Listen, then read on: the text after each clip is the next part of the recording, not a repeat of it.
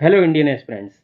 आप सभी को पता है वर्तमान में हमारे पार्लियामेंट का विंटर सेशन चल रहा है और इसी सेशन में बीजेपी के एक एमपी सुशील मोदी ने अपनी बात रखते हुए कहा कि जो सेम सेक्स मैरिज का आज के समय पे एक चलन चल गया है वो अनएक्सेप्टेबल है, क्योंकि हमारे किसी भी पर्सनल लॉज में, जैसे हिंदू लॉज हैं, मुस्लिम लॉज हैं, इन सभी पर्सनल लॉज में रिकग्निशन नहीं है सेम सेक्स मैरिज का। और उसके बाद उन्होंने ये भी कहा कि कोर्ट के कोई दो जजेस मिलकर ये डिसाइड नहीं कर सकते कि सेम सेक्स मैरिज सही है या गलत है। इसके पीछे का कारण भी बताऊंगा क्या क्या है। और उन्होंने ये कहा कि ये एक ऐसा विषय है जो भारतीय संस्कृति को बहुत हद तक प्रभावित करेगा, इसीलिए हमको इसमें संसद में इस विषय के ऊपर बहस करने की आवश्यकता है। और उन्होंने भारत सरकार से आग्रह किया कि भारत सरकार कोर्ट में अपना जो पक्ष है कि सेम सेक्स मैरिज को हम लीगल दर्जा नहीं देंगे, इसको अच्छे से रखे और इसको अच्छे से लड़े। उन्होंने ये भी आग्रह किया भारत सरकार से। और अब मैं आपको इसका एक पीछे का कारण बताता हूँ कि ऐसा क्यों हो रहा है कि आज के समय पे विंटर सेशन में हमारे पार्लियामेंट में देश की सर्वोच्च स्थान पर इसके ऊपर बहस चल रही है। अभी आपको पता होगा, करीब नवंबर की बात है, लास्ट नवंबर में सुप्रीम कोर्ट में एक और केस गया सेम सेक्स मैरिज को लीगल दर्जा देने के लिए। उनका कहना था, ये देखिए आप रेड कलर से मैंने लिखा है, कि सेम सेक्स मैरिज है उसको स्पेशल मैरिज एक्ट के तहत रिकॉग्निशन दी जाए, लीगल दर्जा दिया जाए। जो पेटिशनर है उनका ये कहना है कोर्ट में। इसलिए कोर्ट ने भारत सरकार से पूछा कि आप हमको 6 जनवरी 2023 तक जवाब दें कि क्या ऐसा हो सकता है कि इसको लीगल दर्जा दिया जा सके। तो इसी कारण से इस प्रकार की जो बातें हैं संसद में उठ रही हैं इस समय। अब जो तुमने भारत की बात कर ली कि भारत में सेम सेक्स मैरिज आप कर सकते हैं, लेकिन ऐसा है कि भारत सरकार की तरफ से रिकॉग्निशन नहीं मिलती, क्योंकि किसी भी पर्सनल लॉज में ना ही स्पेशल मैरिज एक्ट में इस प्रकार का कोई प्रावधान है।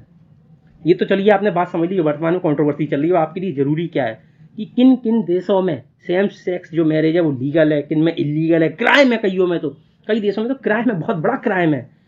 और स्पेशल मैरिज एक्ट के बारे में जानेंगे। चलिए देखते हैं। सबसे पहले हम जानते हैं कि लीगल कहाँ कहाँ पर है। लगभग आज वर्तमान में 28 देश ऐसे हैं जहाँ पर लीगल है सेम सेक्स मैरिज आप कर सकते हैं। गवर्नमेंट की तरफ से आपको रिकॉग्निशन मिल जाएगी, या तो डायरेक्ट या इनडायरेक्ट। ओके, वो देश आपके सामने US, Germany, France, Ecuador, Belgium, Canada, Denmark, Brazil, Chile, Australia, Cuba, Austria और इसके अलावा कई अन्य देश। ये देख सकते हैं आप इस मैप में। मोस्टली यूरोप के तो सभी देश हैं, नॉर्थ अमेरिका के हैं। ये ऊपर के नॉर्थ अमेरिका के 3, कनाडा, यूएस, मैक्सिको, और कुछ साउथ अमेरिका के हैं। एशिया का और अफ्रीका का आपको बहुत कम प्रतिनिधित्व मिलेगा इसमें। लेकिन वहीं हम बात करें कि किन देशों में सेम सेक्स मैरिज इलीगल है, उसमें लगभग 69 देश आते हैं, और इनमें से लगभग आधे से ज्यादा देश अफ्रीका कॉन्टिनेंट के हैं।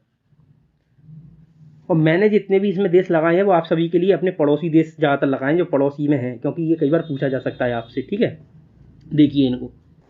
Iran, Saudi Arabia, Algeria, Myanmar पड़ोसी, भूटान, मोरक्को, मलेशिया पड़ोसी, पाकिस्तान, सिंगापुर पड़ोसी, बांग्लादेश पड़ोसी, मालदीव पड़ोसी, मॉरिशस पड़ोसी इंडियन ओशियन में, श्रीलंका पड़ोसी, सेनेगल इंडियन ओशियन में पड़ोसी, Oman friendly country, Yemen, Afghanistan पड़ोसी, कतर, इस समय वर्ल्ड कप भी चल रहा है कतर में। ये देखिए, और इसके अलावा 69, इसके अलावा कई अदर्स हैं। टोटल 69 कंट्रीज हैं जिसमें आज भी होमोसेक्सुअलिटी एक इलीगल है, एक क्राइम है। आउटलेट मतलब होता है इलीगल, गैर कानूनी।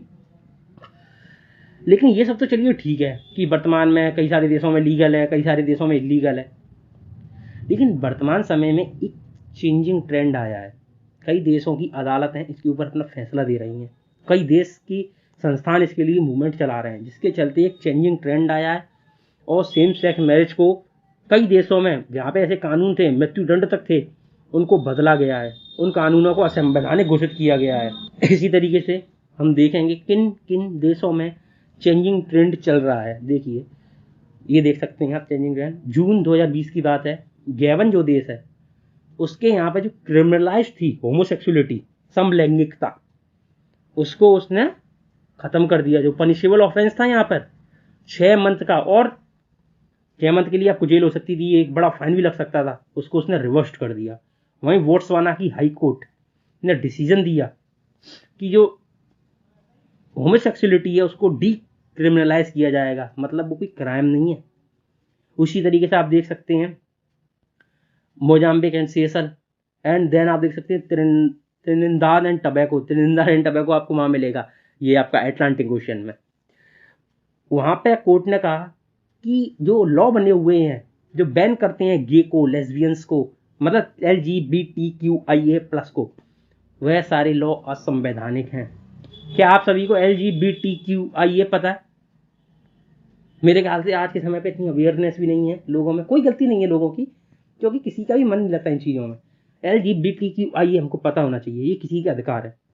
एल मतलब, ये देखिए आपको लिखा है साफ साफ, एल मतलब लेस्बियन, G मतलब गे, बी मतलब बाइसेक्सुअल, LGBTQ, T मतलब ट्रांसजेंडर, LGBTQI, I मतलब इंटरसेक्स, ए मतलब सॉरी LGBTQ रह गया, Q मतलब क्योर, QUER, LGBTQIA, I मतलब इंटरसेक्स, ए मतलब असेक्सुअल, और प्लस में कई अन्य जो आ गए वो सभी इसी अम्ब्रेला के अंदर आ गए।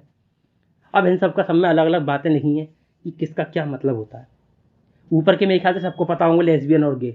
लेस्बियन मतलब जो वुमेन की तरफ अट्रैक्ट होती है, और गे मतलब जो मैन की तरफ अट्रैक्ट होता है। चलिए हमारे विषय से अलग है, लेकिन मैंने आपको बताया, इसको आप पढ़िएगा, क्योंकि आज के समय पे ऐसी अवेयरनेस होना बहुत ज़रूरी है। जैसे आप जैसे विद्यार्थियों के लिए जो गवर्नमेंट एग्जाम की तैयारी कर रहे हैं, या फिर मेरे चैनल के जो लोग देख रहे हैं जो दुनिया जगत से अवेयर रहना चाहते हैं, उन सभी के लिए ये बातें बहुत ज़रूरी हैं। आपको अवेयरनेस रहनी चाहिए, नहीं तो कभी भी लोग पूछ लेंगे बातें तो बहुत करते हो, बताना LGBTQ का मतलब। इसीलिए इनको अवेयर रखिए, आप इन बातों से हमेशा अवेयर रहिए कि देश में क्या चल रहा है, दुनिया में क्या चल रहा है, क्या चेंजिंग ट्रेंड आ चुका है। आपको ध्यान होगा जब भारत सरकार हमारी सुप्रीम कोर्ट ने LGBTQ को कहा था कि ये क्रिमिनलाइज नहीं है, ये कोई क्राइम नहीं है। अगर एक लड़का लड़की की तरफ अट्रैक्ट होता है, विमेन की तरफ अट्रैक्ट होती है, क्राइम नहीं है। इसके बाद आपने देखा होगा पूरे देश में एक त्योहार जैसा माहौल हो गया था लोगों के बीच, कि लोग अपनी बातों को रख सकते हैं आगे, लोग अपनी बातों को रख सकते हैं। मैं भी एक बार एक कोचिंग सेंटर में पढ़ता था, भोपाल की बात है, अपनी वाक्य बता रहा हूँ आपको, मैं जगह नहीं बताऊंगा, भोपाल में बस पढ़ता था, ये समझ लीजिए जगह है जहांगीराबाद में, बस जहांगीराबाद में कोचिंग सेंटर था, यहाँ पे मैं जाता था, मैं नाम नहीं बताऊंगा लड़के का। तो वो गे थे और उन्होंने इस बात को काफ़ी अच्छे तरीके से एक्सेप्ट किया था कि मैं गे हूँ। और मैं अपनी सच बात बताऊँ, उस समय पे इतना अवेयर नहीं था, तो मेरे को उनके बगल में बैठता नहीं था, मैं जाके एक चेयर छोड़ के बैठता था। लेकिन आज के समय पर बड़ा गंदा लगता है, अपने अंदर से ग्लानि आती है मेरे को, मैंने ऐसा क्यों करता था।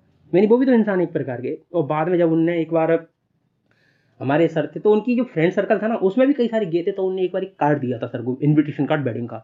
तो सर ने देखा, सर ने कहा इसमें मतलब ये शादी है, मतलब लड़के से शादी हो रही थी और चंडीगढ़ में हो रही थी। उन्होंने सर को इंसिस्ट किया, सर आपको आना है, बिल्कुल आना है। तब हमने भी देखा कार्ड में, सर हमको भी दिखाओ कार्ड एक बार, हम भी तो देखे, पहली बार हमने मतलब इस तरीके से देखा था। तो मैंने देखा, मैंने कहा रियल है, मैंने सही है, लड़का लड़के से शादी कर रहा है। और काफ़ी अच्छे से शादी हुई, उनके परिवार वालों ने, दोनों ने एक्सेप्ट किया, उस लड़के के वो लोग दोस्त थे। ये मेरा एक किस्सा था। आज भी आप लोगों को कई लोगों के बगल में बैठने में लगता होगा नहीं हम नहीं बैठेंगे बगल में, तो इस तरीके से मत करिए, उनको भी अच्छा फील नहीं होता। चलिए अब बढ़ते हैं अपने दूसरे टॉपिक की तरफ, स्पेशल मैरिज एक्ट। क्यों इसके तहत पेटिशनर कह रहे हैं कि हमारी मैरिज को रिकॉग्निशन मिले सुप्रीम कोर्ट में? देखिए इसका कारण सबसे बड़ा क्या है, मैं सबसे पहले बताता हूँ, पहले ही पॉइंट में लिखा है कि जो इंटरकास्ट, इंटर रिलीजन जो मैरिज होती हैं, उनको इसके अंदर वैधता दी जाती है। जैसे कि अगर आप हिंदू मैरिज में देखेंगे तो हिंदू मैरिज एक्ट में है कि अगर हिंदू लड़की हिंदू लड़के से शादी करे, या हिंदू लड़का हिंदू लड़की से शादी करे, तो हिंदू मैरिज एक्ट के अंतर्गत उसको रखा जा सकता है। भाई मुस्लिम जो मैरिज एक्ट है उसके अंदर मुस्लिम लड़का मुस्लिम लड़की से, मुस्लिम लड़की मुस्लिम लड़के से करे, तो इसके अंदर रखा जा सकता है। या फिर ऐसा हो कि अगर कोई हिंदू लड़का है और मुस्लिम लड़की है, तो मुस्लिम लड़की अपना धर्मांतरण कर ले और हिंदू बन जाए, तो हिंदू मैरिज एक्ट के अंदर शादी हो जाएगी, दोनों हिंदू हो गए। वहीं स्पेशल मैरिज एक्ट आपको ये चॉइस देता है कि आप दोनों अपना धर्म ना बदलें, लड़का हिंदू है हिंदू रहे, लड़की मुस्लिम है मुस्लिम रहे, दोनों शादी कर सकते हैं under special marriage act 1954। Okay, ये अलाउ करता है दो लोगों को कि वो अपनी मैरिज, जो होते हैं ना मैरिज में कई प्रकार के विधियां निभाई जाती हैं, उन सभी को हटाकर केवल अगर आप मैरिज कर रहे हैं, हिंदू मुस्लिम दोनों अपनी अपनी विधि निभाना चाहते हैं, विधि निभाइए, लेकिन स्पेशल मैरिज एक्ट के तहत अपनी शादी को रजिस्टर कराइए। ठीक है, इसमें कोई भी रिलीजियस फॉर्मेलिटीज़ नहीं है। तीसरा पॉइंट देखिए, कोई भी रिलीजियस फॉर्मेलिटीज़ निभाने की ज़रूरत नहीं है। इस एक्ट के अंदर हिंदू, मुस्लिम, सिख, क्रिश्चियन, जैन, बुद्धिस्ट सभी आते हैं। ओके, ये एक्ट ना केवल भारतीयों पर, बल्कि जो भारतीय विदेशों में रह रहे हैं उन पर भी लागू होता है। वो चाहे तो वहां पे मैरिज कर सकते हैं किसी से। ओके, ठीक है। अब हम ये हो गया हमारा, हमने समझ लिया क्या कंट्रोवर्सी चल रही है। इन सभी चीज़ों में हमको नहीं फंसना, जो हमारे लिए ज़रूरी है हमको वो निकालना है और हमेशा हमको अवेयर रहना है। ओके, सो प्लीज़ आप मेरे चैनल को सब्सक्राइब करें। Thank you very much.